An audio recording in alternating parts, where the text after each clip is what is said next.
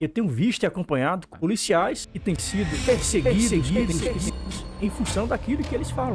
Seja nas suas redes sociais privadas, seja em podcast, seja em redes alternativas, tentaram incluir no meio de um projeto que visava garantir uma sanidade mental perfeita do policial, direito à liberdade, estando fora de serviço, possibilidade total de vir a um podcast, expressar as suas opiniões políticas, inclusive. E hoje, os policiais militares, não só os policiais militares, todos os demais policiais, operadores de segurança pública, estão proibidos de ir fora de serviço e exprimir as suas opiniões acerca de temas. Hoje, infelizmente, vivemos tempos sombrios. Liberdade de expressão.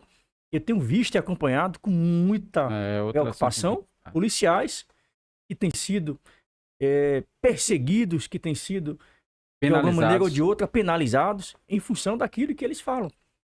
Seja nas suas redes sociais privadas, seja em podcast, seja em redes alternativas, expressando. Inclusive, tem uns 2 meses, foi sancionado pelo presidente da República, aliás, mito, na época de Michel Temer, foi aprovado pela Câmara dos Deputados, logo após pelo Senado, um projeto de lei que trata a respeito da questão da saúde mental dos profissionais de segurança pública.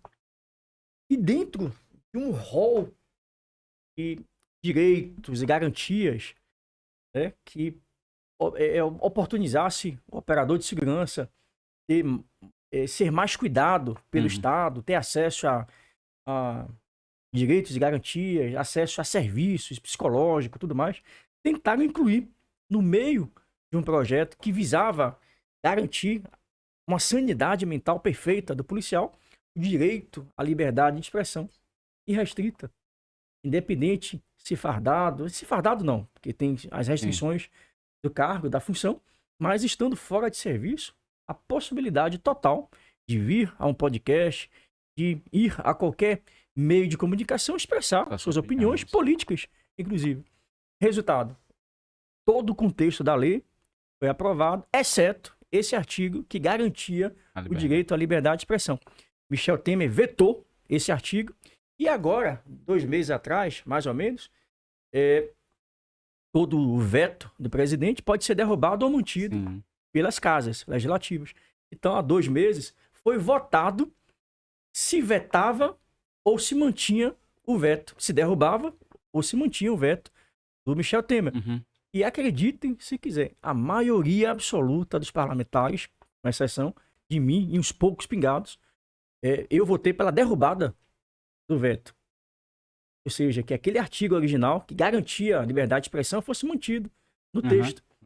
Então, como o presidente vetou, estávamos votando manutenção do veto ou derrubada do veto. Eu votei pela derrubada do veto. Ou seja, garantindo a liberdade de expressão. Resultado, foi mantido o veto e hoje os policiais militares, e não só os policiais militares, mas todos os demais policiais, operadores de segurança pública, foram enquadrados no rol taxativo, estão proibidos de ir fora de serviço, não estando fardados, de exprimir as suas opiniões acerca de temas sensíveis ou de expor imagens, equipamentos ou obtendo vantagens diretas ou indiretas de quaisquer natureza em sendo associado à sua instituição. Então isso é um perigo. Então, por exemplo, eu, modéstia à parte, eu fui um dos pioneiros aqui no estado. Não existia podcast, era Orkut, era Facebook, ainda era um pouco no YouTube, já tinha. Mas aqui na Bahia, eu não me lembro de outros policiais, oficiais ou praças, que iniciaram esse processo de estar fazendo live, fazendo vídeos, divulgando a instituição, vídeos de treinamento, com dicas de segurança. Lá atrás, há 12 anos, já fazia isso. E tomei essas mesmas porradas. Eu lembro também do vídeo do cinto de segurança, como retirar, como eu faço, uso com cinto.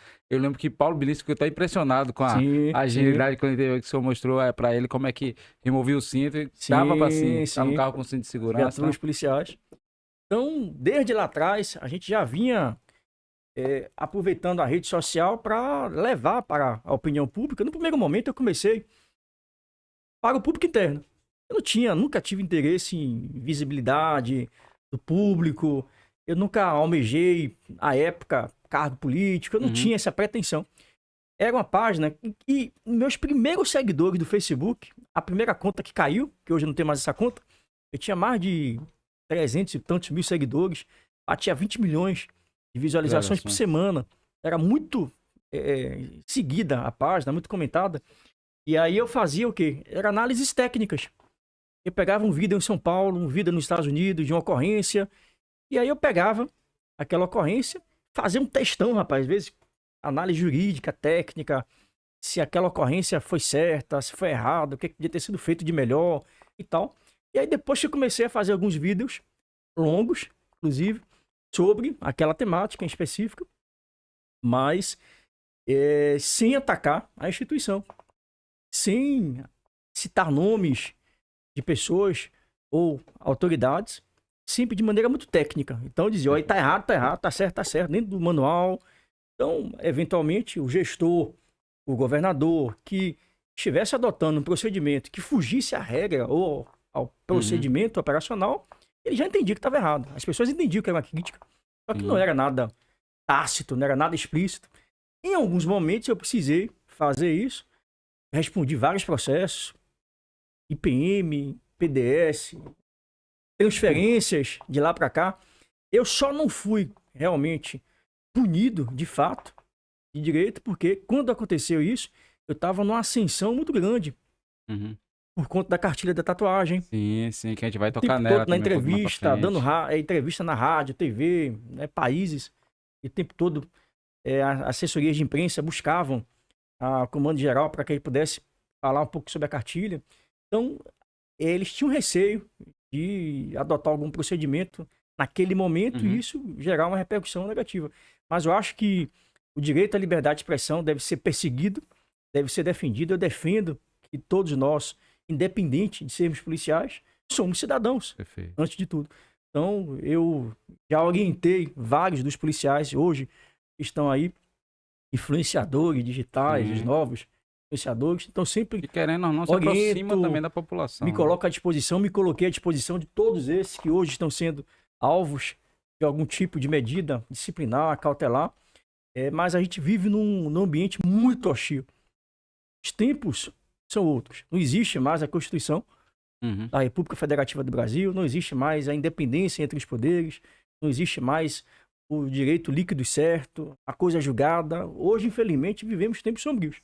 Eu acho, sim, que a gente tem que continuar divulgando as ações da polícia, as ações positivas da polícia, falando para os policiais, orientando realmente sobre procedimentos, técnicas, mas com muita cautela, com muita esperteza, malandragem até, para não deixar de estar fazendo um papel desse que é importante, informar, orientar as pessoas. De certa forma, até